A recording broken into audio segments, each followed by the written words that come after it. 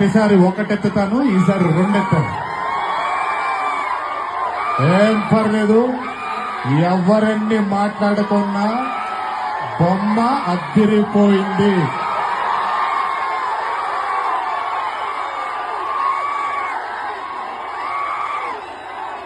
ఎవరెన్ని మాట్లాడుకున్నా బొమ్మ అదిరిపోయింది.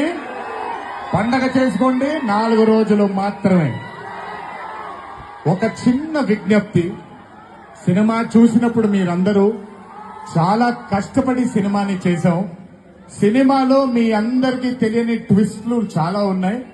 ఆ ట్విస్ట్లని మాత్రం బయటికి పెట్టకండి దయచేసి. అందరినీ ఒకటే మాట